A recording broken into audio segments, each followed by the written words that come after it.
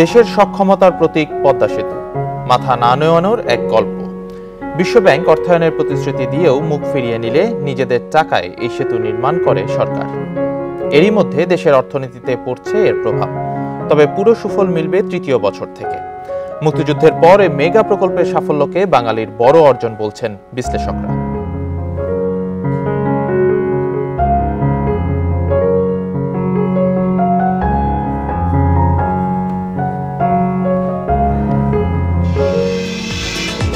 এ নিয়ে প্রতিবেদন থাকছে সংবাদের পরের অংশে। স্বাগত সকাল 9টার বিরতিহীন ইন্ডিপেন্ডেন্ট সংবাদে। আপনাদের সাথে আছে আমি রাকিব আহমেদ এবং আমি জান্নাতুল ফেরদৌস সুবা। শুরুতেই জানিয়ে দিব শিরোনামগুলো। গ্রেফতারের পর জামাতুল আনসার প্রধান শামীনের বিরুদ্ধে মামলা, দুপুরে রিমান্ড চাইবে পুলিশ।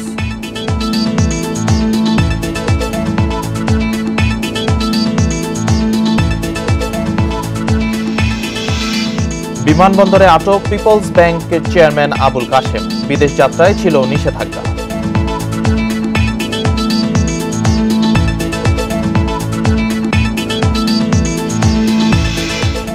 চট্টগ্রাম মেডিকেলেও দালালের দৌরাত্ম্য, রোগী ভাগানো হচ্ছে মানহীন হাসপাতাল ক্লিনিকে।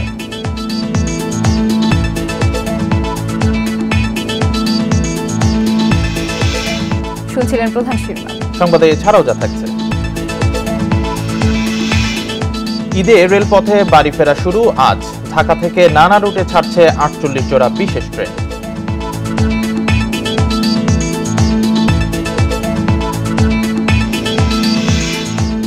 রাজধানীর হাটে বেচা কেনার প্রস্তুতি শেষ, দেশের নানা প্রান্ত থেকে আসছে কোরবানির পশু।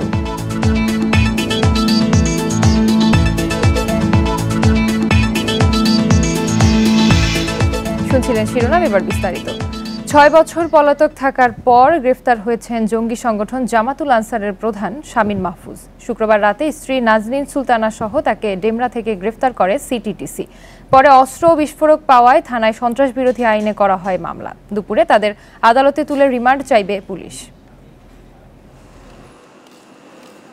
ডেমরার ধার্মিক পাড়ার নতুন রাস্তার আবির হোটেলের সামনে শুক্রবার রাত 10টার দিকে চেকপোস্ট বসায় সিটিটিসির একাধিক দল। তাদের কাছে তথ্য ছিল শীর্ষ জঙ্গি নেতা শামীন মাহফুজ সংগঠনের কাজ শেষে ফিরছেন এ সড়ক ধরে। চেকপোস্টে তল্লাশি চলার সময় রাত 10:30টার দিকে একটি অটোরিকশা থামিয়ে পাওয়া যায় শামীন মাহফুজ ও তার স্ত্রী নাজনীন সুলতানাকে। ব্যাগে তল্লাশি করে মেলে অস্ত্র ও বোমা। শেষ পর্যন্ত যাদের সন্দেহ তাদেরকে চেক করছে তারা। পরে দেখে মানুষ জোর, পরে এসে দেখলাম যে এরকম একজন দাঁড়ানো, পরে হ্যান্ডকাপ পরানোর সাথে এক মহিলা ছিল। ওদের কাছে অস্ত্র পাওয়া গেছে, আর হলো 2-3টা বোমা পাওয়া গেছে, এই ধরনের একটা কথা শোনা গেছে, আর একটা ল্যাপটপ। ডেমরা থানায় অস্ত্র, বোমা ও ল্যাপটপ জব্দের ঘটনায় তাদের বিরুদ্ধে সন্ত্রাস বিরোধী ও বিস্ফোরক আইনে মামলা করে সিটিটিসি। পরে নেওয়া হয় মিন্টো রোডের সিটিটিসি কার্যালয়ে। শামীম মাহফুজকে সিটিটিসির কাউন্টার ট্রেজার ইনভেস্টিগেশন টিম ডেমরার ধার্মিক পাড়া এলাকা থেকে তার স্ত্রী সহ গ্রেফতার করতে সক্ষম হয়েছে। সিটিটিসি জানায় 2022-এর আগস্টে কুমিল্লা থেকে 7 তরুণ হিজরতের নামে ঘর ছাড়লে সামনে আসে জঙ্গি সংগঠন জামাতুল আনসারফিল হিন্দাল শারকিয়ার নাম। জানা যায় কারাগারে থাকা অবস্থায় 21 আগস্ট গ্রেনেড হামলা মামলায় মৃত্যুদণ্ডের আসামি আবু সাইদের সংস্পর্শে এসে এই সংগঠন তৈরির পরিকল্পনা করেন শামীন। 2017 সালে জামিনে বেরিয়ে হুজি, জেএমবি ও আনসার আল ইসলামের সমন্বয়ে হয় এই জঙ্গি সংগঠন। তখন থেকেই পলাতক শামীন। 21 আগস্ট গ্রেনেড হামলা মামলার দণ্ডিত আসামি আবু সাইদের সংস্পর্শে তারা দুইজনে আসে। সে তাদেরকে এরকম একটি প্ল্যাটফর্ম তৈরি করার জন্য ধারণা দেয়। সংগঠনটির সকল কিছুর মূল ব্যক্তি হচ্ছে শামীন মাহফুজ। গাইবান্ধার সাঘাটার শামীন মাহফুজ ঢাকা বিশ্ববিদ্যালয় থেকে পড়াশোনা শেষে শিক্ষকতা শুরু করেন উন্মুক্ত বিশ্ববিদ্যালয়ে। জাহাঙ্গীরনগর বিশ্ববিদ্যালয়ের পিএইচডির গবেষণার জন্য যান পাহাড়ে। গবেষণা ও খামারের আড়ালে উগ্রবাদী কর্মকাণ্ডে যুক্ত থাকার অভিযোগে 2011 সালে গ্রেপ্তার হন বান্দরবানে। 2 বছর পর জামিনে মুক্তি হলেও পরের বছর জঙ্গি তৎপরতায় যুক্ত থাকার অভিযোগে আবারও গ্রেপ্তার হন রাজধানীর যাত্রাবাড়ী থেকে। Masudur Rahman, independent News, Dhaka. অর্থ পাচার মামলায় বিদেশ যাত্রায় নিষেধাজ্ঞা দেওয়ার কয়েক ঘন্টার মধ্যেই গ্রেপ্তার হলেন প্রস্তাবিত পিপলস ব্যাংকের চেয়ারম্যান আবুল কাশেম। বুধবার মধ্যরাতে যুক্তরাষ্ট্রে যাওয়ার সময় শাহজালাল আন্তর্জাতিক বিমানবন্দর থেকে গ্রেফতার হন তিনি। পরে বৃহস্পতিবার সকালে সিআইডির কাছে আবুল কাশেমকে হস্তান্তর করা হয়। এরপর রিমান্ড চেয়ে তাকে আদালতে পাঠানো হয়। পরে আদালত শুনানির জন্য 25 জুন সময় নির্ধারণ করে। একই সঙ্গে আবুল কাশেমকে কারাগারে পাঠানোর নির্দেশ দেওয়া হয়। বুধবার মানি লন্ডারিং মামলায় ই-কমার্স প্রতিষ্ঠান আলিশা মার্টের চেয়ারম্যান মঞ্জুর আলম শিকদার সহ 4 জনের বিদেশ যাত্রায় নিষেধাজ্ঞা জারি করে আদালত। এই 4 জনের একজন হলেন আবুল কাশেম। তিনি যুক্তরাষ্ট্র আওয়ামী লীগের সহসভাপতি।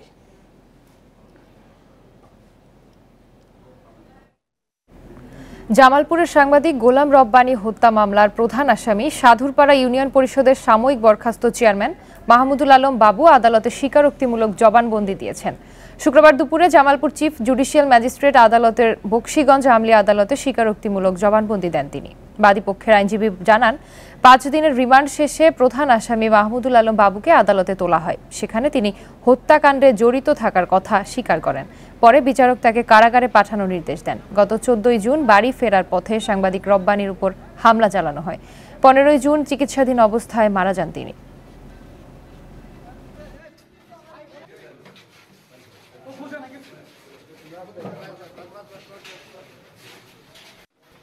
মোকদ্দমার আয়র আবেদনের প্রেক্ষিতে মূল আসামি বাবু জুডিশিয়াল ম্যাজিস্ট্রেট হাসিবুল্লাহ পিয়াসের আদালতে 164 ধারায় স্বীকারোক্তিমূলক জবানবন্দি দিয়েছেন।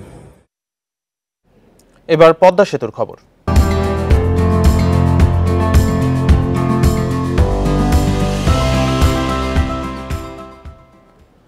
বাংলাদেশের ভাবমূর্তি আমূল বদলে দিয়েছে পদ্মা সেতু। যাতায়াত ও পণ্য পরিবহনে গতি বাড়িয়ে চাঙ্গা করেছে অর্থনীতি। নিজেদের সিদ্ধান্তে অর্থনীতি ও দেশ পরিচালনায় আত্মবিশ্বাস বাড়িয়েছে নীতি নির্ধারকদের। ইন্ডিপেন্ডেন্ট টেলিভিশনের সঙ্গে আলাপে এসব কথা বলেন কেন্দ্রীয় ব্যাংকের সাবেক 2 গভর্নর। পদ্মা সেতু বাংলাদেশের সক্ষমতার প্রতীক, মাথা না নোয়ানোর গল্প। বিশ্বব্যাংক পদ্মা সেতুতে অর্থায়নের প্রতিশ্রুতি দেওয়ার পর নানা অভিযোগ তুলে মুখ ফিরিয়ে নিলে দেশের টাকায় প্রকল্প বাস্তবায়নে জোর দেন প্রধানমন্ত্রী শেখ হাসিনা। বহির্বিশ্বে ভাবমূর্তি একেবারে সম্পূর্ণভাবে বদলে গেছে। ওই যে একটা ডেফিনেশন আছে, a leader is one who knows the way, who shows the way and who goes the way. Sheikh Hasina কিন্তু শি গোজ দ্য ওয়ে, খালি বলে না। বহির্বিশ্ব মনে করে যে বাংলাদেশের সাথে খুব অন্যায় হয়েছে। পার্টিকুলারলি বিশ্বব্যাংক বাংলাদেশের সাথে পদ্মা সেতুকে নিয়ে যেই ধরনের আচরণ করেছে তারা নিজেরাও কিন্তু বুঝতে পেরেছেন এবং বুঝতে পেরে এখন বিশ্বব্যাংক বাংলাদেশকে অনেক বেশি সহযোগিতা এখন দিচ্ছে। পদ্মা সেতুকে বাংলাদেশের আত্মশক্তির প্রতীক আখ্যা দিয়েছেন বিশিষ্ট জনেরা। বলছেন, নানা ঘাত প্রতিঘাতেও হার না মানা এই প্রকল্প উন্নয়নের বলিষ্ঠ এক উদাহরণ। পদ্মা সেতু শুধুমাত্র যে অর্থনীতিকে চাঙ্গা করছে তাই না, আমাদের নিজেদের সিদ্ধান্তে যে আমরা দেশ পরিচালনা করতে পারি, নিজেদের অর্থনীতি যে নিজেদের মতো করে চালাতে পারি, সেই আত্মবিশ্বাসটাও কিন্তু নীতি নির্ধারকদের মনে বাড়িয়েছে। বিশ্লেষকরা বলছেন, দেশের অর্থনীতিতে এরই মধ্যে পদ্মা সেতুর প্রভাব দেখা যাচ্ছে। 3য় বছর থেকে এর সুফল মিলবে পুরোদমে। প্রথম বছর গেল, দ্বিতীয় বছরটা নির্বাচনের বছর যাবে, সেখানে আমাদের ধৈর্য ধরতে হবে। আমার মনে হয় পদ্মা সেতুর 3য় বছর থেকে আমরা এক ধরনের গতিময়তা দেখব। তখন জিডিপি প্রবৃদ্ধি এটার কারণে যদি 1% বেশি বৃদ্ধি হয়, আমি অবাক হব না। মুক্তিযুদ্ধের পর নিজেদের টাকায় পদ্মা সেতু নির্মাণ বাঙালির অন্যতম বড় অর্জন বলে মনে করছেন তারা। বলছেন, শুধু বাংলাদেশ নয়, আন্তর্জাতিক যোগাযোগেও গুরুত্বপূর্ণ ভূমিকা রাখবে এই সেতু। অনিমেষ কর, ইন্ডিপেন্ডেন্ট নিউজ, ঢাকা। পদ্মা সেতু শুধু অর্থনৈতিক উন্নয়ন নয়, করে দিয়েছে দক্ষিণের 22 জেলার বাসিন্দাদের উন্নত চিকিৎসার দুয়ার। এখন চাইলেই রোগী নিয়ে দ্রুত আসা যায় রাজধানীর হাসপাতালে। এতে চিকিৎসা শুরু করা যাচ্ছে 2 থেকে 7 ঘন্টা আগে। 25 জুলাই 2019 মাদারীপুরের কাঁঠালবাড়ি ঘাটে ফেরিপারের অপেক্ষায় একটি অ্যাম্বুলেন্স। কেটে যায় 3 ঘন্টা, ছাড়ে না ফেরি। মোটরসাইকেল দুর্ঘটনায় গুরুতর আহত স্কুল ছাত্র তিতাস মারা যান অ্যাম্বুলেন্সেই। 21 জুন 2023 ঢাকা মেডিকেলে ভর্তি রোগী জাহাঙ্গীর আলম। 3 দিন আগে শরীয়তপুর থেকে মুমূর্ষু অবস্থায় তাকে আনা হয় হাসপাতালে। সময় মতো চিকিৎসা শুরু হওয়ায় এখন বিপদমুক্ত জাহাঙ্গীর। যে অবস্থা খুব খারাপ, তো সেক্ষেত্রে ডক্টর বলে যে যত তাড়াতাড়ি সম্ভব যে আপনাকে ঢাকা মেডিকেল নিয়ে যাবে। তো তখন আমরা হচ্ছে অ্যাম্বুলেন্স ভাড়া করেছে 1.5 ঘন্টা কি 2 ঘন্টার মধ্যে আমরা ঢাকা মেডিকেল চলে আসি। তো এই পদ্মা সেতু যদি না থাকতো হয়তো বা অনেক বড় ক্ষতি হয়ে যেত। গল্প দুটি পদ্মা সেতু হওয়ার আগে ও পরের। সেতু হওয়ার আগে তিতাসের মতো অনেক ঘটনার সাক্ষী ফেরি পাড়ের মানুষ। মুমূর্ষ রোগী নিয়ে ঘন্টার পর ঘন্টা কেটে গেছে নদী পাড়ে। তবে সেতু হওয়ার পর পাল্টে গেছে দৃশ্যপট। বেঁচে যাচ্ছে জাহাঙ্গীর আলমের মতো অনেক মুমূর্ষ রোগীর জীবন। দক্ষিণের প্রায় 22 জেলার মানুষের ঢাকায় চিকিৎসা নেওয়া সহজ হয়েছে। সারাদিন লেগে যেত ঢাকা ঢুকতে, আর এখন আমরা 2 ঘন্টার ভিতরে পৌঁছে যাচ্ছি। ঘাটে যাইতে হইতো, ঘাটের আবার ফেরি বা লঞ্চে পারা হইতো, টাইম লাগতো, কষ্ট বেশি হইতো। খুবই সুবিধা হয়েছে। আগে আমাকে 9 থেকে 12 ঘন্টা লাগতো আরিচা ঘুরে আসতে ফেরিতে। এখন আমাদের সর্বোচ্চ 1 থেকে 1.5 ঘন্টায় আমরা ঢাকা মেডিকেল পৌঁছাইতে পারি। হৃদরোগ, স্ট্রোক ও দুর্ঘটনার রোগীর চিকিৎসা যত দ্রুত শুরু করা যায়, রোগীর ক্ষতি তত কম হয়। সেতু হওয়ার ফলে দ্রুত সময়ে রোগীকে আনা যাচ্ছে রাজধানীতে। আবার অনেক চিকিৎসক ওপারের জেলাতে গিয়েও চিকিৎসা দিতে পারছেন। জীবন যেখানে একেবারে প্রতি মুহূর্তের সঙ্গে পাল্লা দিয়ে অনিশ্চিত দোলাচালে তুলতে থাকে, সেটি কিন্তু এখন কমে এসেছে। অকাল মৃত্যু, সেটি প্রসূতি মায়েরই হোক, নবজাতক শিশুরই হোক, এমনকি সড়ক দুর্ঘটনায় আহত একজন তরুণ যুবকেরই হোক, সেটি কিন্তু এখন বহুলাংশেই খুব দ্রুত ইন্টারভেন করা যাচ্ছে। সেতু হওয়ার পর দক্ষিণের বিভিন্ন জেলার রোগী বেড়েছে রাজধানীর হাসপাতালে। Hasan Misbah, Independent News, Dhaka. Chattogram medical college হাসপাতালে কোনোভাবেই কমছে না দালালের দৌরাত্ম্য। রোগী ভাগিয়ে নেওয়া হচ্ছে মানহীন বেসরকারি হাসপাতাল ও ক্লিনিকগুলোতে। জোর করে ব্যবস্থাপত্র দেখা সহ নানাভাবে হয়রানি করা হচ্ছে রোগী ও তাদের স্বজনদের। আমি তো আসছি যে স্বর্ণরোগের জন্য। মানে এটা আপনি অভিযোগ আছে তো, আপনি বিভিন্ন হাসপাতালে রোগী নিয়ে যান? না, হাসপাতাল আমি নিয়ে যাই না। আমি নিয়ে যাই এখান থেকে নিয়ে যান না। আমি কোনো রোগী নিই না। আপনি কি করেন? আমি এখানে মার্কেটিং চাকরি করি। কোথায়? এপিকে। তো এখানে কেন আসছেন? আমি একটা স্যারের কাছে একটা কাজে এসেছিলাম। দৌড়ে পালাচ্ছেন, অথচ একটু আগেই জানিয়েছেন রোগী নিয়ে এসেছেন হাসপাতালে, কিন্তু রোগী কোন ওয়ার্ডে প্রশ্ন করতেই পালিয়েছেন। মূলত সরকারি হাসপাতাল থেকে রোগীদের ভুল বুঝিয়ে পাশের একটি বেসরকারি ক্লিনিকে নেয়াই তার কাজ। চট্টগ্রাম মেডিকেল কলেজ হাসপাতালে এমন দালাল অনেক। প্রতিনিয়ত রোগী ও তাদের স্বজনরা পড়ছেন দালালের খপ্পরে। নানা প্রলোভনে ওয়ার্ড থেকে রোগী নেওয়া ছাড়াও পরীক্ষা নিরীক্ষার জন্য নেওয়া হচ্ছে বেসরকারি হাসপাতালে। রোগীর স্বজনরা বলছেন, জোর করে ব্যবস্থাপত্র দেখা, বিভিন্ন ওষুধের দোকানে যেতে বাধ্য করা সহ নানাভাবে হয়রানিও করা হয়। এখানে কিছু কিছু ওষুধ কোম্পানির লোক আসি বলে, স্যার আপনার ইয়েটা দেখি, আপনার তো অমুক জায়গা করলে আরো সহজ পাইবেন, ইয়ে পাবেন। কিছু কিছু দালাল এখনো এখানে কাজ করতেছে। আপনি এখন আপনার ভিডিও করতেছেন, 3-4 দিন পর তো আর আসবেন না, তো আবার শুরু হয়ে যাবে। হাসপাতালের কর্মীদের অভিযোগ, কাজে বাধা দিলে তাদেরকেও করা হয় হয়রানি। গোলাপি কালারের এই লোকটা একটু আগে আমি এখানে আমার লোকজনের সামনে আমি বলতেছি তোমরা এখান থেকে যাও, হ্যাঁ এখানে বলছি, আর ও বলছে তো আপনাদের কি অসুবিধা। হাসপাতাল কর্তৃপক্ষ বলছে, অভিযানের পরেও থামছে না দালালের দৌরাত্ম্য। তাদের নেটওয়ার্ক অনেক শক্তিশালী এবং তারা আগেই টের পেয়ে যায় বা বুঝে যায়। আমরা তারপরেও প্রতিদিন বেশ কয়েকজন করে আমরা দালাল পুলিশের দিচ্ছি। আর একটা সমস্যা, তা আইনটা খুব দুর্বল, তারা সহজেই সেদিনই ছাড়া পেয়ে যাচ্ছে। চলতি মাসে চট্টগ্রাম মেডিকেল কলেজ হাসপাতালে অভিযান চালিয়ে 12 দালালকে আটক করা হয়েছে।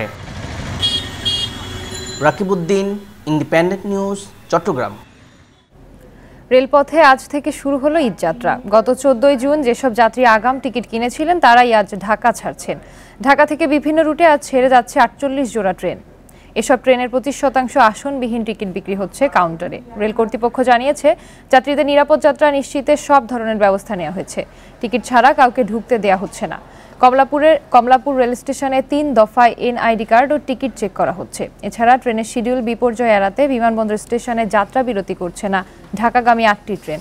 28 জুন পর্যন্ত প্রায় 1.5 লাখ মানুষ ট্রেনে ঢাকা ছাড়বে বলে জানিয়েছে কর্তৃপক্ষ।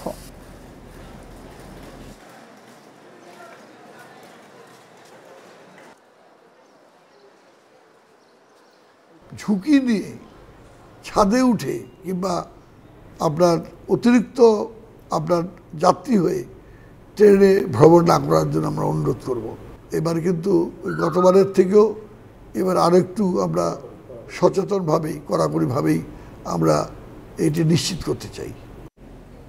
ঈদযাত্রার আরো খবর জানাতে ঢাকা ও চট্টগ্রাম থেকে যোগ দিচ্ছেন সহকর্মীরা। শুরুতে রাজধানীর কমলাপুর রেলওয়ে স্টেশন থেকে যোগ দিচ্ছেন সহকর্মী আলামিন হোসেন।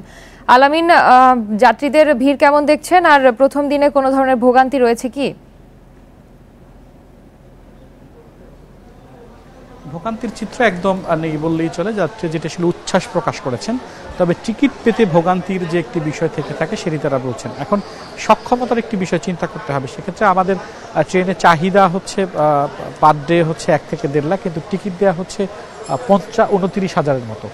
তো সেই ক্ষেত্রে সেই দিকটা বিবেচনা করে আসলে অনেক যাত্রী যেটি বলছেন যে অনলাইনে হওয়াতে তারা আসলে অনেকে টিকিট পাচ্ছে না। আবার মিশ্র প্রতিক্রিয়া রয়েছে। কেউ কেউ বলছে যে দিনের পর দিন যে ভোগান্তির একটি বিষয় থেকে থাকে, আর সেটি আসলে অনলাইনে দেওয়ার কারণে উধাও হয়ে গেছে। আজকে যারা যাচ্ছেন মূলত 14 তারিখে যারা টিকিট কিনেছিলেন তারা আজকে শুরু হয়েছে, এখন পর্যন্ত 8টি ট্রেন এই কমলাপুর স্টেশন ত্যাগ করেছে। কিছুক্ষণ আগে রংপুর এক্সপ্রেস সেটি আসলে ত্যাগ করলো। নির্ধারিত সময়ে শিডিউল মেনেই ট্রেন যাচ্ছে, যার কারণে আমরা প্রতিনিয়ত বা প্রত্যেক বছর ঈদের মৌসুম আসলে যেরকম ভিড় দেখতে পাই, ভোগান্তি দেখতে পাই, শিডিউল বিপর্যয় দেখতে পাই, সকাল থেকে এখন পর্যন্ত সেরকম কোনো ভোগান্তির চিত্র বা শিডিউল বিপর্যয়ের কোনো খবর আমাদের কাছে নেই। রেলওয়ে সংশ্লিষ্টরা যারা বলছেন তারা শিডিউল পুরো ঈদযাত্রাকে ঘিরে শিডিউল বিপর্যয় এড়াতে নানা রকম কর্মসূচি গ্রহণ করেছেন। আজকে 49 জোড়া ট্রেন এই ঢাকার কমলাপুর থেকে বিভিন্ন প্রান্তে ছেড়ে যাবে। তবে রেল সংশ্লিষ্টরা যেটি বলছেন যে মঙ্গল এবং বুধবারে একটু চাপ বেশি হবে। আরেকটি বিষয়ে রেল কর্মকর্তারা গতবারের অভিজ্ঞতা আমলে নিয়ে, আপনি জানেন যে শতভাগ টিকিট অনলাইনে তারা বিক্রি করেছেন, সেক্ষেত্রে তারা যেটি করছেন যে 3 দফা, অর্থাৎ আপনাকে এনআইডি এবং টিকিট মিলিয়ে 3 জায়গায় সেটি পরীক্ষা নিরীক্ষার পরে একজন যাত্রীকে মূল যে প্ল্যাটফর্ম সেখানে ঢুকতে দেওয়া হচ্ছে। এর বাইরে কাউকে আসলে ঢুকতে দেওয়া হচ্ছে না। ছাদে তো ভ্রমণ একদম নিষিদ্ধ ঘোষণা করা হয়েছে। পাশাপাশি স্ট্যান্ডিং টিকিটের জন্য তারা কাউন্টার 1 থেকে 6 নম্বর যে কাউন্টার থাকে সেই কাউন্টারগুলো নির্ধারিত করে দিয়েছে। টিকিট দেখিয়ে এনআইডি কার্ডের সাথে মিলিয়ে 3 জায়গায় চেকিং করে তারপরে হচ্ছে একজন যাত্রী তিনি প্ল্যাটফর্মে ঢুকতে পারবেন এবং পরবর্তীতে তিনি যেটি করবেন যে ট্রেনে উঠবেন। আমরা অনেক সময় দেখে থাকি যে কমলাপুর স্টেশনে হচ্ছে ট্রেন থামার কারণে সেখান থেকে অনেক সময় যাত্রী উঠে বসে থাকে। এর আগে অর্থাৎ ঈদ উল ফিতরের মতো ঈদ উল আজহাতেও অন্তত 8টি ট্রেন ঢাকাগামী যেগুলো সেই কমলাপুর স্টেশনে যেগুলো সরাসরি আসবে সেগুলো বিমানবন্দরে থামবে না, এরকম একটি ঘোষণা রেল মন্ত্রণালয়ের পক্ষ থেকে এবং রেলের পক্ষ থেকে আগে থেকেই দেওয়া হয়েছে। সব ধরনের কথা যদি বলি, এখন পর্যন্ত ভোগান্তি ছাড়া নির্বিঘ্নে ট্রেন যাত্রী যারা তারা আসলে ঢাকা ছাড়ছেন, কোনোরূপ ভোগান্তির খবর আমরা আসলে এখন পর্যন্ত পাইনি। এবং ভোগান্তি এড়াতে রেল কর্মকর্তাদের পক্ষ থেকে নানান রকম পদক্ষেপের ঘোষণা তার আগেই দেওয়া হয়েছে। আলামিন, আপনি আমাদের সাথেই থাকুন। আমরা এবার যাচ্ছি চট্টগ্রামে, সেখান থেকে যোগ দিচ্ছেন সহকর্মী আহসান রিটন। রিটন, যাত্রীদের নিরাপদভাবে যাত্রা নিশ্চিতে চট্টগ্রাম রেলওয়ে কর্তৃপক্ষ কি কি ব্যবস্থা গ্রহণ করেছে, আর আজ চট্টগ্রাম থেকে কয়টি ট্রেন ছেড়ে যাওয়ার কথা রয়েছে? আপনি জানেন যে হয়তো ইতিমধ্যে চট্টগ্রাম থেকে 4টি ট্রেন দেশের বিভিন্ন জায়গায় চলে গেছে। আমরা আসলে অন্যান্য সময় এই যাত্রার শুরুর দিনে যে ধরনের উপচে পড়া ভিড় দেখি সেটি আসলে এবার একেবারেই নেই। আপনি আমার পাশে যে সমস্ত যাত্রীদেরকে দেখতে পাচ্ছেন তারা আজকে সকাল 9টায় যে বিজয় এক্সপ্রেস চলে যাওয়ার কথা ময়মনসিংহে, এবং সেই ট্রেনের লোকজনই এখানে অপেক্ষা করছেন। আমরা সকাল থেকে যে 4টি ট্রেন গেছে সেখানে আসলে কোনো ধরনের ভোগান্তি কিংবা অতিমাত্রায় কোনো রকম উচ্ছ্বাস উদ্বেগ কোনো কিছুই দেখিনি। অর্থাৎ আমরা অন্যান্য সময় যেটি বলতাম যে উপচে পড়া ভিড়, মানুষের মধ্যে টিকিট না পাওয়ার ভোগান্তি, টিকিট পেতে গেলে সেক্ষেত্রে নানা রকম ঝামেলা, এরকম কোনো বিষয় ছাড়াই আজকে আসলে ঈদযাত্রার প্রথম দিনে যে ট্রেন কর্মসূচি সেটি শুরু হয়েছে। এবং রেল কর্তৃপক্ষ যেটি বলছে সেটি হচ্ছে এখানে যারা যাত্রী রয়েছেন তাদেরকে আসলে সব ধরনের ভোগান্তি থেকে মুক্তি দিতে যত রকমের ব্যবস্থা করার তারা সব কিছু করেছেন। তাদের নিজস্ব রেলের যে নিরাপত্তা বাহিনী রয়েছে তারা রয়েছেন, সাদা পোশাকধারী পুলিশ রয়েছেন, পাশাপাশি মাঝে মাঝে এখানে আসলে র্যাবের উপস্থিতি আমরা দেখতে পাচ্ছি। এবং সেই কারণে এখানে যারা আছেন তারাও বলছেন যে আসলে অন্যান্যবারের যে ভোগান্তিটি ছিল সেটি থেকে অনেকটা নিশ্চিন্তে তারা তাদের গন্তব্যে যাচ্ছেন। তবে টিকিট পাওয়ার ক্ষেত্রে যেহেতু অনলাইনে করা হয়েছে সঙ্গত কারণে অনেকের আসলে আইটি সম্পর্কে তাদের ধারণা না থাকার কারণে অনেকেই কাঙ্ক্ষিত টিকিটটি পেতে তাদের কিছুটা ব্যাক পেতে হচ্ছে। এছাড়া আমরা যদি অন্যান্য বিষয়গুলো বলি তাহলে বলবো যে একেবারেই কালোবাজারের দৌরাত্ম্য থেকে শুরু করে যে ঝামেলাগুলো ছিল সেগুলো আসলে এখন বলা যেতে পারে যে অনেকটাই কম। সঙ্গত কারণেই মানুষজন খুব উৎসবমুখর পরিবেশেই তাদের যে বাড়ি ফেরার বিষয় সেটি করছেন। এবং রেল স্টেশন কর্তৃপক্ষ যেটি বলছে সেটি হচ্ছে মানুষের যে যাত্রা ঈদে আর কদিন পরে যে ঈদ হবে সেই ঈদে যাতে তারা প্রিয়জনদের সঙ্গে নিশ্চিন্তে ঈদটি করতে পারেন সেই বিষয়টিকে মাথায় রেখে যত রকমের ব্যবস্থা তাদের নেওয়ার কথা সেটি তারা নিয়েছেন। এবং আমরাও দেখছি যে একেবারে নির্বিঘ্নে নিশ্চিন্তে একটি পরিবেশে সবাই ঈদ যাত্রার যে প্রস্তুতি সেটি নিয়েছেন এবং স্টেশনে তারা কাঙ্ক্ষিত ট্রেনের জন্য অপেক্ষা করছে। কিছুক্ষণ পরেই এখান থেকে একটি ট্রেন ছেড়ে যাবে এবং 10:20 দিকে আরেকটি ট্রেন ছেড়ে যাওয়ার কথা রয়েছে। এবং আমরা দেখছি প্রতিটি ট্রেনে যে মানুষের যে হাসিমুখ সেটি আমরা দেখেছি এবং সেটি বজায় রাখার জন্য রেলওয়ে কর্তৃপক্ষ সব ধরনের ব্যবস্থা এখনও পর্যন্ত অব্যাহত রেখেছে এবং আগামী যে কদিন ট্রেন যাবে প্রতিদিনই তাদের এই অবস্থা বলবৎ থাকবে বলে আমাদেরকে তারা জানিয়েছেন। ঢাকা ও চট্টগ্রাম থেকে ঈদযাত্রার খবর জানাচ্ছিলেন আমাদের সহকর্মীরা। উড়োজাহাজে যুক্তরাষ্ট্র থেকে আসা ব্রাহ্মা গরু এবার উঠেছে কোরবানির হাটে। জিদান, কমান্ডো বা বাংলার বসের মতো বাহারি নামে এদের দাম হাঁকা হচ্ছে 28 লাখ থেকে 45 লাখ টাকা পর্যন্ত। খামারিরা বলছেন হাটে ভালো চাহিদা রয়েছে ব্রাহ্মার, তবে দেশের খামারিদের স্বার্থে এই গরু আমদানি নিষিদ্ধ। বিক্রি হবে জিদান। কোরবানির জন্য প্রস্তুত করা হয়েছে 60টি। 3.5 বছর আগে জিদান এসেছে যুক্তরাষ্ট্র থেকে বিমানে চড়ে। বড় হয়েছে মোহাম্মদপুরের একটি এগ্রোতে। সুঠাম স্বাস্থ্যের 60টির ওজন 1350 কেজি। দাম চাওয়া হচ্ছে 45 লাখ টাকা। জিদানের সাথে একই ফার্মে বড় হয়েছে কমান্ডো। এটিও আনা হয়েছে যুক্তরাষ্ট্র থেকে। 1200 মণ ওজনের গরুটির দাম হাঁকা হচ্ছে 36 লাখ টাকা। সাদিক এগ্রোতে যুক্তরাষ্ট্র থেকে আনা কোরবানির উপযোগী ব্রাহ্মা জাতের গরু রয়েছে 7টি। গরুগুলো দেশীয় পদ্ধতিতে মোটাতাজা করা হয়েছে বলে জানিয়েছে খামার কর্তৃপক্ষ। 7টা ব্রাহ্মা আছে, আমরা 4 বছর ধরে লালন পালন করতেছি। 4 বছর আমাদের কাছে আছে। খুব সেবা যত্ন করে আমরা যতটুকু স্বার্থ অনুযায়ী আমরা পালন করতেছি, খানা দানা ঠিক মতো দিচ্ছি। ওরা খুবই শান্ত আর ওদের যে আমরা সেবা করতে পারি এটাই অনেক ধন্যবাদ। রাজধানীর আরেক খামার সামারাই এগ্রো। এখানেও মিলছে যুক্তরাষ্ট্র থেকে আনা ব্রাহ্মা জাতের গরু। সবচেয়ে বড় মিস্টার বাংলাদেশ নামের গরুটির দাম চাওয়া হচ্ছে 45 লাখ টাকা। যদিও এসব ব্রাহ্মা জাতের গরু আমদানি নিষিদ্ধ করেছে প্রাণী সম্পদ অধিদপ্তর। খামারিরা বলছেন কোরবানির জন্য প্রস্তুত করা ব্রাহ্মাগুলো 3 বছর আগে আনা। ব্রাহ্মাটা এখন বর্তমানে আমরা যে কটা এনেছিলাম ওগুলোই আছে, নতুন করে ব্রাহ্মা ঢুকছে না। তাই বলে কিন্তু বাকিগুলো যে এনেছি ওগুলো তো শেষ পর্যায়ে প্রায়, এই কারণে কিন্তু ব্রাহ্মার দামগুলো একটু বাড়তি হয়ে যাচ্ছে। ব্রাহ্মার যার কাছে আছে আমার মনে হয় সর্বোচ্চ হয়তো বা 20টার মতো আছে। দেশে কোরবানির সময় প্রতি বছরই বিক্রি হয় আমদানি করা বেশ কিছু ব্রাহ্মা, যেগুলো 28 থেকে 40 লাখ টাকায় বিক্রি হয়ে থাকে। Adilur Rahman, independent News, Dhaka. কোরবানির ঈদকে সামনে রেখে প্রস্তুত নওগাঁ, হবিগঞ্জ ও গোপালগঞ্জের খামারিরাও। নওগাঁয় 35 মণ ওজনের সম্রাটের দাম হাঁকা হচ্ছে 15 লাখ টাকা। এছাড়াও হবিগঞ্জে 30 মণ ওজনের কালামানিক, গোপালগঞ্জে 28 মণ ওজনের ডন এলাকায় সাড়া ফেলেছে। মোটা তাজাকরণ ওষুধ ছাড়াই প্রাকৃতিক নিয়মে লালন পালন করা হয়েছে এসব গরু, বলছেন খামারিরা। 35 মণ ওজনের ফ্রিজিয়ান এবার নওগাঁ জেলার সবচেয়ে বড় গরু। আত্রাই উপজেলার নবাবের তাম্বু গ্রামের খামারি ফিরোজ হোসেন 4 বছর ধরে গরুটি পালন করেছেন। রাজকীয় চালচলনের কারণে গরুটির নাম রেখেছেন সম্রাট, আর দাম হাঁকানো হচ্ছে 15 লাখ টাকা। সম্রাট ছাড়াও নওগাঁ সদরের পারবোয়ালিয়া গ্রামের গৃহবধূ তিথি পালন করেছেন 24 মণ ওজনের কালো পালোয়ান ও 23 মণ ওজনের সাদা পাহাড় নামে 2টি গরু। এছাড়া শহরের সিফার ডেইরি ফার্মে রয়েছে প্রায় 17 মণ ওজনের একটি বিদেশি জাতের ষাঁড়। 15 লক্ষ টাকার মধ্যে বিক্রি করার চেষ্টা করতেছি, তো চিন্তা ভাবনা করছি, আশা করি হবে। আমার বাড়িতে আসার পরে এই দুটা 100% ফ্রিজিয়ান বীজ দিছিলাম, দেওয়ার পরে এই দুটা বাছুর আমার নিজের বাড়িতে হয়েছিল। হওয়ার পরে এদের মাকে বিক্রি করার পরে এই দুটা শখের বশতে রাখছি। হবিগঞ্জে এবছর সবচেয়ে বড় গরু 30 মণ ওজনের কালামানিক। শায়েস্তাগঞ্জে নরসদপুর গ্রামে এই গরুটির দাম চাওয়া হচ্ছে 18 লাখ টাকা। গত বছর এটার দাম হয়েছিল 10 লাখ টাকা, আমরা বেশি নাই।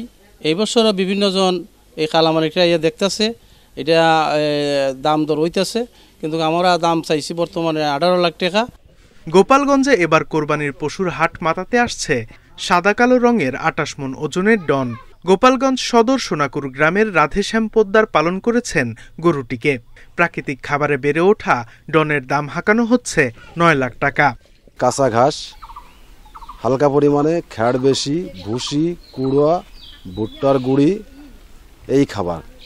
এছাড়া আমি বাইরে কোনো কৃত্রিম ওষুধ জাতীয় কোনো খাবার আমি খাওয়াই না। এবার দেশে কোরবানিযোগ্য পশুর সংখ্যা 1,25 লাখ। Sadekur Rahman Siddiqui, Independent News. ঈদের বাকি আর 4 দিন। এরই মধ্যে রাজধানীতে সম্পন্ন হয়েছে হাটের প্রস্তুতি। 19টি হাটে দেশের বিভিন্ন প্রান্ত থেকে আসছে কোরবানির পশু। দাম বেশি স্বীকার করে বিক্রেতাদের আশা ভালো ব্যবসার। এ বিষয়ে আরো জানাতে রাজধানীর তেজগাঁও পশুর হাট থেকে যোগ দিচ্ছেন সহকর্মী আদিলুর রহমান। আদিলুর, তেজগাঁও হাটের সার্বিক ব্যবস্থাপনা কেমন দেখছেন? পশুর যোগান কিরকম, আর দাম কি এবার একটু বেশি কিনা? দেখুন, রাজধানীতে আসলে কোরবানির পশুর যে হাট, সেটি ঈদের দিন সহ 5 দিন যে ইজারার যে শর্ত, সেই শর্ত অনুযায়ী 5 দিন হাট বসতে পারবে। তবে এই হাট 5 দিনের আগে মোটামুটি 2 দিন আসলে তারা হাটের ইজারাদার যারা আছেন বা ঢাকার বাইরে থেকে যারা ব্যবসায়ীরা, খামারিরা গরু নিয়ে আসবেন, তারা তাদের যে প্রস্তুতি, সেই প্রস্তুতিটি আসলে শেষ করতে পারবেন। যদি আমরা আনুষ্ঠানিক হাট ধরি, আনুষ্ঠানিক হাট আসলে আগামীকাল থেকে শুরু হচ্ছে এবং এটি ঈদের দিন পর্যন্ত সেই হাটগুলো পরিচালনা করা হবে। এরই মধ্যে দেশের বিভিন্ন এলাকা থেকে যেসব খামারিরা আছেন বা এই কোরবানি উপলক্ষে কিছু মৌসুমি কোরবানির পশুর ব্যবসায়ী তারা ব্যবসা করে থাকেন, সেই ব্যবসায়ীরা তাদের যে কোরবানির পশু সেগুলো নিয়ে আসলে হাটে আসতে শুরু করেছেন। তবে আশানুরূপ যে কোরবানির পশু সেটি এখন পর্যন্ত, অর্থাৎ যে একদম জমজমাট যে হাট বা অনেক বেশি কোরবানির পশু, সেটি এখনো হাটে এসে পৌঁছয়নি। তার কারণ এখনো অনেক কোরবানির পশু পথে রয়েছে এবং আজকে কোরবানির পশু আসবে, আগামীকাল কোরবানির পশু আসবে। এখানে যে হাটগুলোর ইজারাদার যারা আছেন তারা আসলে আশা করছেন যে আগামীকাল থেকে আরও বেশি জমজমাট হবে হাটের পরিস্থিতি। আর আপনাকে একটি বিষয় একটু বলে রাখি যে রাজধানীতে যারা কোরবানি দিয়ে থাকেন, রাজধানীতে আসলে কোরবানির পশু কিনে রাখার মতো কোনো ব্যবস্থা অধিকাংশ মানুষেরই আসলে নেই এবং সেই কোরবানির পশুগুলো খাবার দাবারের যে ব্যবস্থা, দেখভালের ব্যবস্থা, সেটিও না থাকার কারণে মূলত দেখা যায় ঈদের 1 দিন আগে বা 2 দিন আগে এই রাজধানীবাসী কোরবানির পশু কিনে থাকেন। তবে হাটে আমরা কিছু ক্রেতার উপস্থিতি আসলে দেখতে পাচ্ছি। এই ক্রেতারা মূলত হাট ঘুরে ঘুরে দাম দর যেটি আছেন সেটি যাচাই করছেন যে কোন হাটে কোরবানির পশুর দাম কেমন। তবে অনেকেই আসলে যেটি বলছেন যে গত বছরের চেয়ে এবছর কোরবানির পশুর দাম বেশি, ক্রেতারা বলছেন। অন্যদিকে বিক্রেতারা যারা কোরবানির পশু নিয়ে এসেছেন তাদের যে দাবি, তারা বলছেন যে গোখাদ্যের দাম সহ কোরবানির পশু লালন পালনে আসলে ব্যয় বেড়ে যাওয়ার কারণে দাম কিছুটা বেড়েছে। অর্থাৎ সব মিলিয়ে আসলে যেটি বলা যায় যে এখনও জমজমাট হাট যেটি আছে সেটি হয়ে ওঠেনি, মূলত যাচাই বাছাইয়ের মধ্যে বা দেখভালের মধ্যেই রয়েছে এবং এটি আগামীকাল বা পরশুদিন থেকে জমজমাট হবে বলে আশা করা হচ্ছে। তো আমার কাছে এটি ছিল এখনকার সবশেষ খবর। জি আদিলুর, আপনি আমাদের সাথেই থাকুন। পশুর হাটের বেচাকেনা নিয়ে আরো জানাতে নওগাঁ থেকে যোগ দিচ্ছেন সহকর্মী সাদিকুল ইসলাম। সাদিক, নওগাঁয় কোরবানি পশুর বেচাকেনা কেমন জমে উঠেছে?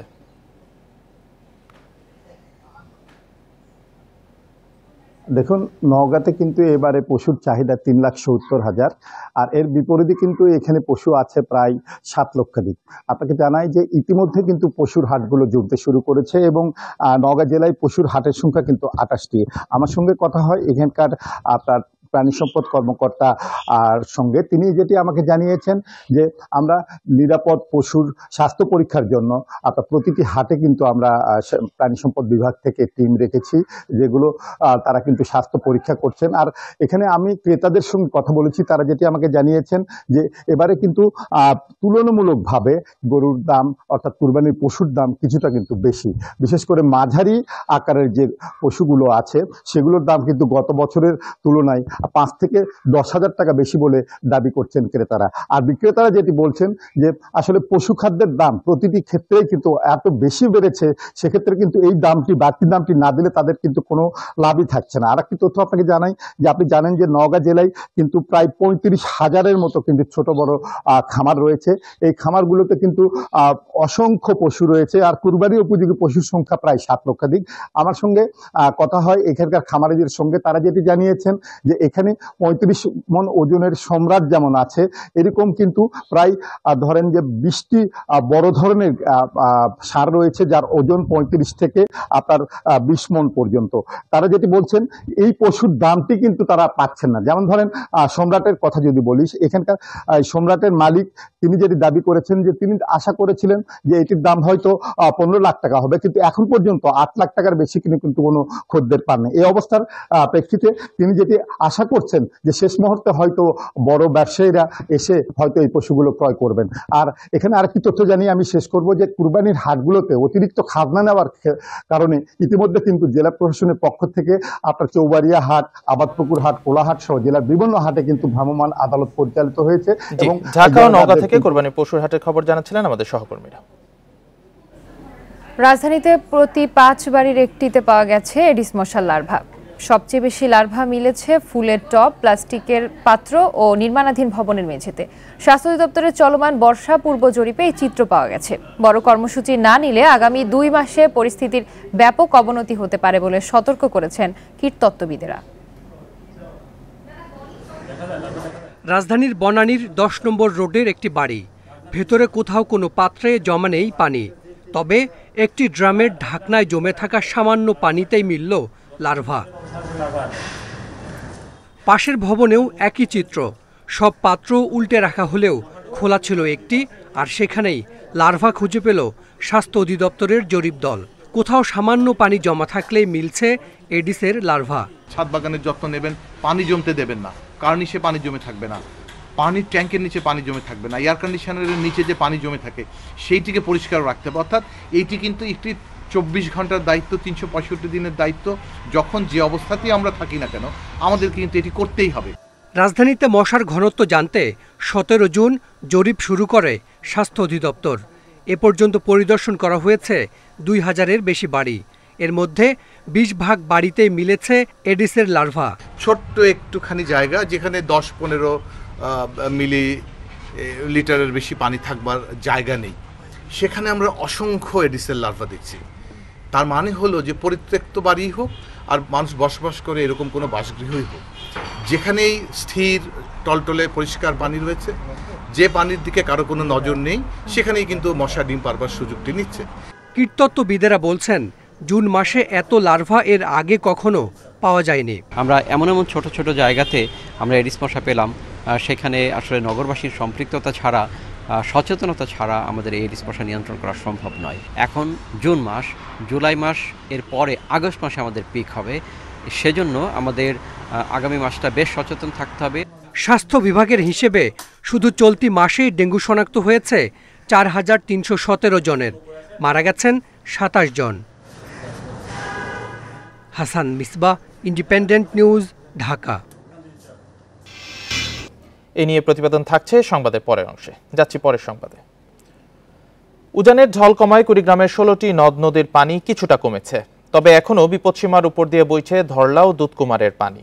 এতে করে চরাঞ্চল ও নিচু এলাকায় এখনও পানিবন্দী 15,000 মানুষ। চরাঞ্চলে বিপর্যস্ত সড়ক যোগাযোগ, তলিয়েছে ফসলের মাঠ, নদী ভাঙনে 3 দিনে গৃহহীন 200-র বেশি পরিবার। এদিকে বৃষ্টি না হওয়ায় সুনামগঞ্জে পরিস্থিতির উন্নতি হয়েছে, পানি নেমেছে নিচু এলাকা থেকে। রাস্তার উপরে 1 কোমর পানি, কিছু কিছু জায়গায় রাস্তা ছিঁড়ে গেছে, যাইতে পারে না, লোকে দিয়ে স্বাভাবিক মতন চলাফেরা করতেছি সবাই। একখানে নদী ভাঙছে, ফির আসছি একখানে, ফির একখানে ভাঙছে, ফির আবার এইখানে ফির ভাঙার আগে বাড়ি, আমার কোনো জায়গা জমিন কিচ্ছু নাই। এ নিয়ে বিস্তারিত জানাতে কুড়িগ্রাম থেকে যোগ দিচ্ছেন সহকর্মী আব্দুল খালেক। আব্দুল খালেক, বন্যা পরিস্থিতির এখন সর্বশেষ পরিস্থিতি কি? পানিবন্দী যে মানুষরা রয়েছেন তারা ঠিকঠাক মতো ত্রাণ সহায়তা পাচ্ছে কিনা, আর জানাবেন কোরবানির ঈদের আগে বন্যা পরিস্থিতি স্বাভাবিক হওয়ার সম্ভাবনা রয়েছে কিনা? যে পানি কিন্তু সবকটি নদ নদীর পানি এখন কমতে শুরু করেছে এবং পানি উন্নয়ন বোর্ডের যে পূর্বাভাস আগামী 5 দিন এই পানি কমতে থাকবে এবং আগামী 15 দিনে বড় ধরনের বন্যার আশঙ্কা নাই। ইতিমধ্যেই আপনি দেখতে পাচ্ছেন যে চরের বিস্তীর্ণ এলাকা প্লাবিত হয়েছে এবং চর এলাকার যে রাস্তাগুলো সেগুলো রাস্তাগুলো কিন্তু 2-2.5 ফিট পানির নিচে এখনো তলিয়ে রয়েছে এবং লোকজন এই অবস্থায় অনেক কষ্টে যাতায়াত করছে। বিশেষ করে যাদের ছোট ছোট নৌকা রয়েছে তারা নৌকায় করে হাট বাজার এবং প্রয়োজনীয় যে গন্তব্য সেই জায়গাগুলোতে দিচ্ছে, যাদের নৌকা নেই তাদের কিন্তু দুর্ভোগ বৃদ্ধি পেয়েছে অনেক, বিশেষ করে কলা গাছের ভেলা সহ বিভিন্ন ভাবে তারা কিন্তু এই যোগাযোগ রক্ষা করার চেষ্টা করছে। আর আমরা চর এলাকায় এসে যদি দেখতে পাচ্ছি যে বিভিন্ন জায়গায় রাস্তা ভেঙে যোগাযোগ একেবারে বিচ্ছিন্ন, এবং ঘর বাড়িগুলো দেখা যাচ্ছে যে অনেকেই ঘর বাড়ি তলিয়ে আছে এবং পানিবন্দী অবস্থায় অনেক মানুষ কিন্তু রয়েছে। পাশাপাশি আমরা দেখছি যে ফসলের ক্ষেতগুলো এখনো তলিয়ে রয়েছে। কুড়িগ্রাম থেকে জানাচ্ছিলেন সহকর্মী আব্দুল খালিক। বাণিজ্যিক গাছ হিসেবে রাবার গাছ হয়ে উঠছে দারুণ সম্ভাবনার। দেশের 18টি বাগান থেকে বছরে 100 কোটি টাকা আয় হয় বলে দাবি কৃষি অধিদপ্তরের। সেই সাথে টিস্যু কালচার ও হাইড্রোপনিক্স পদ্ধতিতে কলা ও সবজি চাষে হচ্ছে বিপ্লব। জাতীয় বৃক্ষ মেলায় বিএডিসির স্টলে এসব সম্ভাবনাময় নানা প্রকল্পের প্রদর্শনী চলছে। শেষ হবে 12 জুলাই। রাজধানীর আগারগাঁওয়ে জাতীয় বৃক্ষ মেলায় রাবার বাগান। সিলেট পার্বত্য চট্টগ্রামের এই গাছ ইট কাঠের নগরীতে আনা হয়েছে প্রদর্শনীর জন্য। দেশের চট্টগ্রাম সিলেটে 18টি বাগানে বছরে রাবার উৎপাদন হচ্ছে প্রায় 5000 টনেরও বেশি। আবার শাল সেগুন গাছের আসবাবপত্রের বিকল্প হিসেবে দারুণ উপযোগী এই গাছ। 32 বছর পেরিয়ে গেলে জীবনচক্র হারানো গাছ হয়ে যায় রাবার গাছগুলো। সেই গাছগুলোকে কেটে সিজন করে ট্রিটমেন্ট করে আমরা কাঠে পরিণত করি উন্নত মানের, তখন সেখান থেকে আমরা ফার্নিচার তৈরি করি। সেই ফার্নিচারগুলো প্রায় সেগুন সমতুল্য এবং 100 ইয়ার্স এগুলো টিকবে। নগর সবুজায়নে হাইড্রোপনিক্স পদ্ধতি এখন পর্যন্ত সবচেয়ে কার্যকরী। এতে অল্প জায়গায় ও কম মাটিতে লতা গুল্ম জাতীয় গাছ হয়। আবার টিস্যু কালচার করে উচ্চ ফলনশীল কলার প্রজাতি আসছে আগামীতে, যা দেশের খাদ্য উৎপাদনে বড় ভূমিকা রাখবে বলে মনে করেন কৃষি কর্মকর্তারা। মিষ্টতা আমাদের দেশে যে সাগর কলা তার চেয়ে অনেক ভালো মিষ্টি। আর ইচ্ছা করলে আপনি এটাকে কিপিং কোয়ালিটি, আমাদের দেশে যে কলাটা দ্রুত পচে যায় এটা কিন্তু তা না, এটা বেশ কয়েকদিন টিকে থাকে। খাদ্যের অবস্থা এবং খাদ্যের ঘাটতি ভবিষ্যতে দূর হতে পারে। যেহেতু আমাদের জমি কমে যাচ্ছে, সেই হেতু আমাদেরকে ভার্টিক্যাল এক্সপেনশনে যেতে হবে। শুক্রবার ছুটির দিনে মেলায় ভিড় বেশ জমজমাট। স্টলে বেশি বিক্রি হচ্ছে ফুল ও ফলের গাছ। এখন পর্যন্ত মেলার কেনাবেচা প্রায় 6 কোটি টাকার ওপরে, তাই মেলার মেয়াদও বাড়ছে। বাগানই তো সবচেয়ে বেশি আকৃষ্ট হচ্ছে, মানে যাদের ছাদ অনেকে ইউজ করতে পারে না, ভাড়াটিয়া যারা, ওরা দেখলাম বারান্দার যে মানে লাগানোর উপযোগী চারাগুলো নিচ্ছে, ছোট চারাগুলো খুব বেশি বিক্রি হচ্ছে। কুরবানি পড়ে গেছে, কুরবানির ছুটির জন্য আমাদের 12 জুলাই পর্যন্ত মেলা বৃদ্ধি হবে। নগর জীবনে অভ্যস্তদের সাথে সবুজ গ্রামীণ পরিবেশ পরিচিতি ঘটাতেই এই প্রদর্শনী। এর পাশাপাশি হাতে বোনা বাবুই পাখির বাসাও বিক্রি হচ্ছে জাতীয় বৃক্ষ মেলায়। Shahriar Anirban, independent News, Dhaka. দিনাজপুরের খানসামা উপজেলার বিখ্যাত কাঁচিনিয়া হাটে সারা বছর ধরেই চলে রসুনের বেচাকেনা। ভরা মৌসুমে প্রতি হাটে 5 কোটি টাকা পর্যন্ত ব্যবসা হয় সেখানে। তবে হাট থেকে বিপুল পরিমাণ রাজস্ব আয় হলেও প্রয়োজনীয় অবকাঠামো গড়ে না ওঠায় ভোগান্তি পোহাতে হচ্ছে ক্রেতা বিক্রেতাদের। দিনাজপুরের খানসামা উপজেলার ভাপকি ইউনিয়নের কাঁচিনিয়া হাট রসুনের জন্য বিখ্যাত। এই হাটে আগে সপ্তাহে 2 দিন বেচাকেনা হলেও চাহিদা বাড়ায় এখন চলে 4 দিন। 71 স্বাধীনতার পর থেকেই এই অঞ্চলে বাড়তে থাকে রসুনের আবাদ। পর্যাপ্ত চাষ হওয়ায় সমাগম ঘটে বিভিন্ন জেলার ক্রেতাদের। সাধারণ সময়ে এই হাটে একদিনে কোটি টাকার রসুন বেচাকেনা হয়, আর ভরা মৌসুমে তা সর্বোচ্চ 5 কোটি টাকা পর্যন্ত ওঠে। এখান থেকে বিপুল পরিমাণ রাজস্ব আয় হলেও গড়ে ওঠেনি শক্ত অবকাঠামো, ফলে সড়কেই চলে বেশিরভাগ বেচাকেনা। এখানে রসুনের পাইকার সুযোগ সুবিধা এই কাঁচিনিয়া হাটে যে পায়, অন্য হাটে পায় না। হাটটার মধ্যে কোনো রকমের ইজারাদারের সমস্যা নাই, কোনো পাইকার পত্রের সমস্যা নাই, এখানে কোনো রকমের সিন্ডিকেট হয় না। সারা বাংলাদেশে থেকেই প্রতিটা ডিস্ট্রিক্ট থেকেই এখান থেকে রসুন আর কি সরবরাহ করা হয়। সংশ্লিষ্টরা বলছেন হাটটি বড় করার জন্য কিছু জমি অধিগ্রহণের পরিকল্পনা হলেও মামলার কারণে তা আর করা হচ্ছে না। তবে হাটের জলাবদ্ধতা নিরসনে নালা তৈরির উদ্যোগ নেওয়া হয়েছে। রাস্তার উপরে এই হাটটি হয়, যদিও হাট পেরিফেরির মধ্যে কিছু জমি নিয়ে এসেছে বিগত দিনে ইউনো সাহেব। এখন পর্যন্ত সেই সম্পত্তিগুলোর উপর মামলা চলমান থাকার কারণে ওই জায়গাগুলি এখন পর্যন্ত হাট পেরিফেরি নিতে পারেনি। এরিয়াটা একটু আরও সুন্দরভাবে গোছানো যেত, বড় করা যেত, তাহলে হয়তো আমার যে রসুনের বিভিন্ন পাইকারেরা বা ক্রেতা বিক্রেতারা এই হাটে সমাগম হয়, ওনারা আসেন, তারা হয়তো বা আরেকটু স্বস্তির সাথে এগুলো সুন্দরভাবে ওনারা কেনাবেচা করতে পারতেন। এই হাটের রসুন সরবরাহ করা হয় সারা দেশেই, তাই সংরক্ষণাগার ও কালেকশন পয়েন্ট সহ অবকাঠামো গড়ে তুললে ব্যবসা আরও বাড়ত বলে জানিয়েছেন ক্রেতা বিক্রেতারা। Independent news, Dinajpur. কোমল পানীয়ের ফেলে দেয়া প্লাস্টিকের বোতল দিয়ে বাড়ি বানিয়ে সারা ফেলেছেন শেরপুরের এক ব্যক্তি। 4 কক্ষের ওই বাড়ি তৈরিতে খরচ হয়েছে 1,20,000 টাকা। পরিবেশ বান্ধব বোতল বাড়িটি দেখতে ভিড় করছেন আশেপাশের মানুষ। ফেলে দেয়া প্লাস্টিকের বোতল কাজে লাগিয়ে বাড়ি কিংবা ব্যবহারের নানা জিনিস তৈরির উদাহরণ বিশ্বে কম নেই। দেশেও বেশ কয়েক জায়গায় এমন বাড়ি তৈরি হয়েছে। এবার শেরপুর সদরে বোতল বাড়ি তৈরি করে সাড়া ফেললেন বাজিতখিলা ইউনিয়নের শমশেদ আলী। পেশায় গ্রাম্য কবিরাজ শমশেদ বাড়িটির জন্য জোগাড় করেছেন 9 মণ বোতল। বালি ভর্তি করে একে একে বোতলগুলো জোড়া লাগানো হয় সিমেন্টের সাহায্যে। এতে বেঁচে যায় ইটের খরচ। 4 কক্ষের বাড়িটি নির্মাণের সময় লাগে 40 দিন। সব মিলিয়ে শমশেদ আলীর খরচ হয়েছে 1,20,000 টাকা।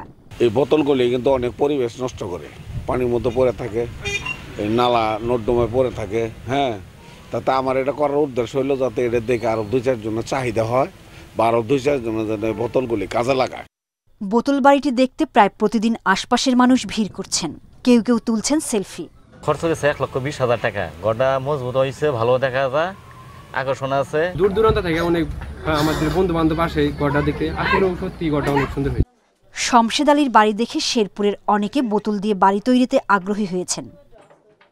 Independent news. সশস্ত্র বিদ্রোহের জন্য ভাড়াটে যোদ্ধা গোষ্ঠী ওয়াগনারকে অভিযুক্ত করেছে রাশিয়া। দেশটির দাবি, গোষ্ঠীটির প্রধান ইয়েভগেনি প্রিগোজিন সহিংসতাকে আরও উস্কে দিচ্ছেন। এছাড়া ওয়াগনার রাশিয়ায় প্রবেশ করতে শুরু করেছে দাবি করে মস্কো জুড়ে নিরাপত্তা বাড়ানো হয়েছে।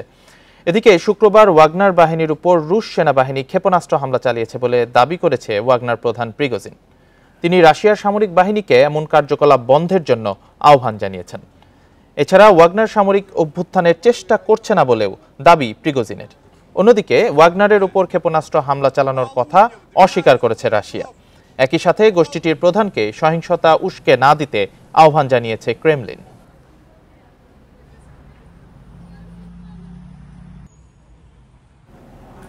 ভারত ও যুক্তরাষ্ট্রের পারস্পরিক সহযোগিতার মাধ্যমে প্রযুক্তি খাতের প্রতিবন্ধকতা দূর করার আহ্বান জানিয়েছেন ভারতের প্রধানমন্ত্রী নরেন্দ্র মোদী।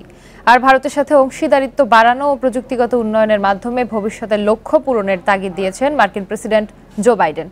যুক্তরাষ্ট্রে মোদীর 3 দিনের রাষ্ট্রীয় সফরের শেষ দিনে শুক্রবার হোয়াইট হাউসে দুদেশের শীর্ষ প্রযুক্তি কোম্পানিগুলোর প্রধান নির্বাহীদের সাথে বৈঠকে এই আহ্বান জানান তারা। পরে মার্কিন ভাইস প্রেসিডেন্ট কমলা হ্যারিস ও পররাষ্ট্রমন্ত্রী অ্যান্টনি ব্লিংকেনের সাথে মধ্যাহ্নভোজে অংশ নেন মোদী।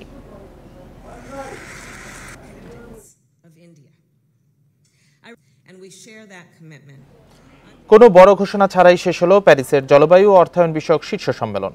শুক্রবার সমাপনী দিনের অধিবেশনে জলবায়ু পরিবর্তন মোকাবেলায় গ্রিনহাউস গ্যাস নির্গমনের উপর কর বসানোতে সমর্থন দেয়া থেকে বিরত ছিলেন বিশ্ব নেতারা। জলবায়ু পরিবর্তনের কারণে ক্ষতিগ্রস্ত দরিদ্র ও উন্নয়নশীল দেশগুলোর জন্য তহবিল সংগ্রহের লক্ষ্যে এই সম্মেলন হয়েছে। অধিবেশনে প্রায় 40টি দেশের সরকার ও রাষ্ট্রপ্রধানের পাশাপাশি অনুষ্ঠানে আরও যোগ দেন বিভিন্ন দেশের মন্ত্রী এবং উচ্চ পর্যায়ের প্রতিনিধি। এছাড়া সম্মেলনে জলবায়ু খাতে অর্থায়ন ও বিশ্বব্যাংক সহ বিভিন্ন সরকারি আর্থিক প্রতিষ্ঠানের সংস্কারের বিষয়ে রূপরেখা চূড়ান্তের বিষয়েও আলোচনা হয়েছে।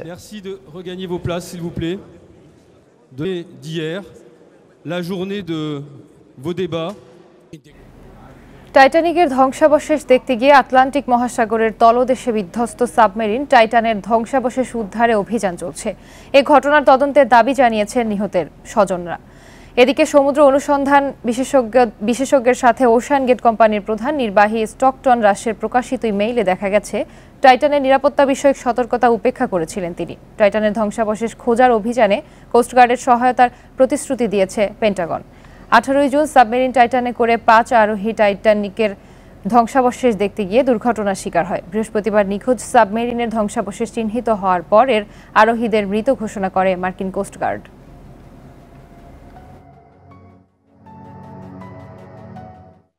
হার দিয়ে সাফ মিশন শুরু করলেও বাংলাদেশের সেমিফাইনাল খেলার সম্ভাবনা দেখছেন জাতীয় দলের সাবেক ফুটবলাররা। লেবানন ম্যাচের পজিটিভ দিকগুলো ধরে রাখার পাশাপাশি জয়ের জন্য বাড়তি তাড়না থাকতে হবে বলে মনে করেন আশরাফ উদ্দিন আহমেদ চুন্নু। আর স্ট্রাইকারদের পাশাপাশি দলের অভিজ্ঞ ফুটবলারদের শতভাগ দেওয়ার তাগিদ জাহিদ হাসান এমিলির। ফরওয়ার্ড ও ডিফেন্ডারদের শেষ দিকের ভুলে লেবাননের বিপক্ষে হতাশাজনক ফলাফলে সাবমিশন শুরু বাংলাদেশের। প্রথমার্ধে রক্ষণের দৃঢ়তা ও দ্বিতীয়ার্ধের শুরুর অ্যাপ্রোচ দেখিয়ে প্রশংসা কুড়িয়েছে লাল সবুজ। লেবাননের বিপক্ষে হারলেও বাংলাদেশের সেমিফাইনাল খেলার সম্ভাবনা দেখছেন সাবেকরা। গ্রুপ পর্বের শেষ 2 ম্যাচে ভুলের পুনরাবৃত্তি না করে পজিটিভ ফুটবলে মনোযোগী থাকার তাগিদ দিয়েছেন তারা। সাম্প্রতিক সময়ে যেভাবে তার ফুটবল খেলছিল বাংলাদেশ টিম, তার চেয়ে অনেক বেটার খেলেছে গতকালকে। না, যে ফুটবলটা খেলছে এইটাই খেলতে হবে, আরেকটু চাপ নিতে হবে যে আমাকে জিততেই হবে, এই মনোবৃত্তি নিয়ে মাঠে নামতে হবে।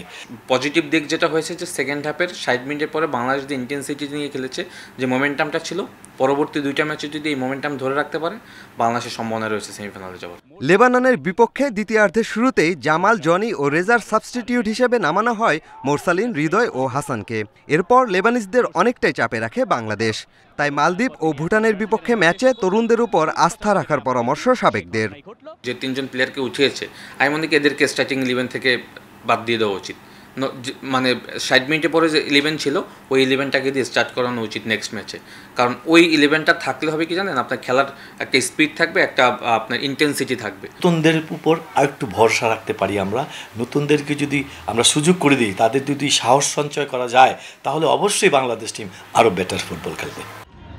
সেমিফাইনালে নাম লেখাতে গ্রুপ পর্বের পরের 2 ম্যাচে জয়ের বিকল্প নেই জামাল ভুঁইয়াদের। স্নায়ু চাপের ম্যাচে ঠান্ডা মাথায় লক্ষ্যে পৌঁছানোর কৌশল জেনেই মাঠে নামতে হবে বাংলাদেশকে। পিয়াস সাহা, ইন্ডিপেন্ডেন্ট নিউজ, ঢাকা। সাফের শুরুতে ব্যর্থ বাংলাদেশ, লেবাননের বিপক্ষে 2-0 গোলে হার। চ্যালেঞ্জ কঠিন হলেও এখনও সুযোগ আছে সেরা 4-এ খেলার। জামাল ভুঁইয়াদের দ্বিতীয় প্রতিপক্ষ শক্তিশালী মালদ্বীপ। ভুলের পুনরাবৃত্তি চান না কোচ হাভিয়ের কাবরেরা। সমান 3 পয়েন্ট নিয়ে সুবিধাজনক অবস্থানে লেবানন ও মালদ্বীপ। ভুটানের মতো পয়েন্টের খাতা খুলতে পারেনি বাংলাদেশও। সেমিফাইনালে স্বপ্ন বাঁচিয়ে রাখতে বাকি 2 ম্যাচের জয়ের বিকল্প নেই জামাল ভুঁইয়াদের। বেঙ্গালুরুতে শুক্রবার অনুশীলন করছে বাংলাদেশ ফুটবল দল।